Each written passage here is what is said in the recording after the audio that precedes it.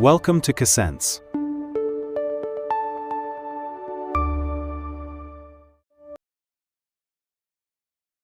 Have you ever looked at a massive to-do list and felt completely overwhelmed? Our natural instinct in that moment is to try and do it all, keeping every single ball in the air. We give the exact same attention to every email, to every task, and every request, because that feels like the fair thing to do. But treating everything equally is a trap. When you divide your time evenly across 20 different things, you make a tiny sliver of progress in 20 directions. The reality is, the world is highly uneven, and not every task offers the same reward. Treating everything as equal feels right, but it keeps us stuck in that frantic juggling act.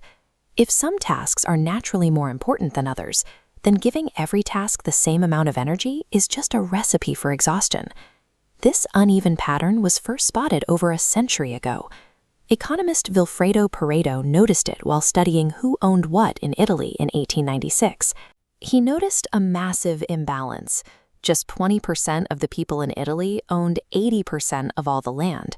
A tiny fraction of the population held the vast majority of the wealth. Decades later, a management expert named Joseph Jurin looked at Pareto's research and realized this imbalance applied to almost everything we do. Jurin turned this observation into a rule for how we work. He showed that in almost any situation, a very small share of what you put in will produce a massively large share of what you get out. Think of your inputs. A tiny handful of tasks, the vital few, actually carry weight, creating nearly all your value. The rest are the trivial many. They barely move the needle, keeping you busy without changing your outcome.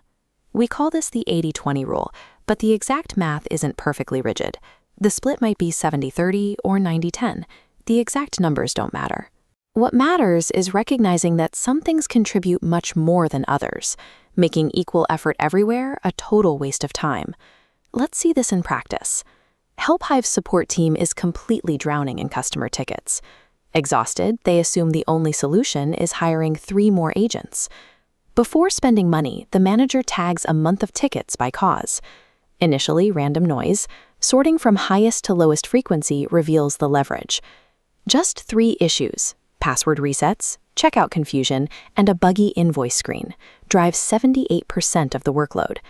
Instead of hiring more people, the team fixes them at the source. They add a self-serve password button, redesign the checkout page, and patch the invoice bug. By focusing on those 3 issues, total ticket volume falls by about 2/3. The current team can handle the rest easily, and no new hires are needed. If they had treated all tickets as equal, they would have spent thousands fighting the symptoms. Finding the root causes allowed them to solve the problem for a fraction of the cost. As powerful as this is, it isn't a magic wand. Applying it blindly can point you in the wrong direction. Use it when you're facing too many options and have very little time. It's perfect for finding quick wins before you commit to a deeper, more expensive analysis. However, you can't ignore the smaller items if they involve safety, legal rules, or situations where every single part truly is equal. The biggest mistake people make is guessing which tasks are the vital few based on a gut feeling.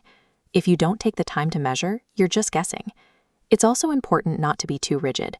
80-20 is a rough pattern to guide you, not a law of physics that works the same way every single time. And finally, many teams find their high-leverage tasks, but then fail to actually stop working on the low-value ones. To make this work, you have to be willing to do less. Using this rule without checking the data first can lead you right into a blind spot.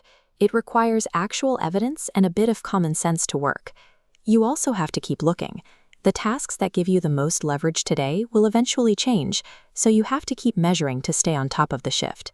But the core idea remains the same. When the outcomes you want are uneven, clear focus will always beat equal fairness. To get the most out of your time, you must find the small set of things that actually matter. Pour your effort there and deliberately do less on everything else.